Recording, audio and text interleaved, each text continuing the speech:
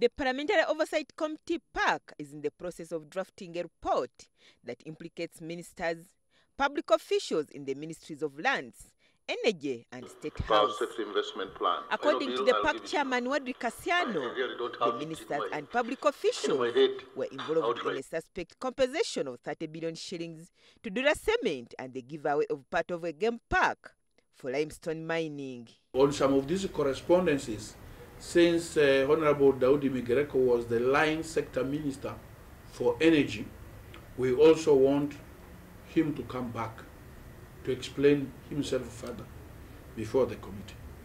We also want the permanent secretary, Ministry of Energy and Mineral Development, together with the commissioner for geological surveys, to come and tell us. We want to know who was that officer who gave a misleading information to government that we had enough deposits of lime in Dura, in Kamwenge, when actually it was not enough. It was on this matter that President Yoweri Museveni invited members of PAC this morning for a briefing on why he directed the cancellation of a 19-year mining contract awarded to Dura Cement. The chairman of the committee told journalists that Museveni was open and told them that though it was not necessary for government to compensate Dura, one of his senior officials he could not remember wrote a misleading brief to him. Admitted that he read this report 5 days ago. He read this report page by page. He's also convinced that in this report there is no mention of $14.5 million US to be given to Dura Cement as compensation.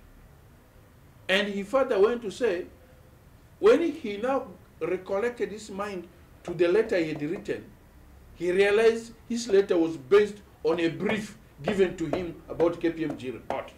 Committee MPs are now demanding to access the written brief to Museveni for them to establish the person who caused the loss of more than 30 billion shillings to government. And that is the reason why we are saying now, okay, if you are saying that you were misled through the brief was made for you. Who made it? The brief was made to you, for you, by one of your officers or a minister. Who was that a person? We want to get that brief.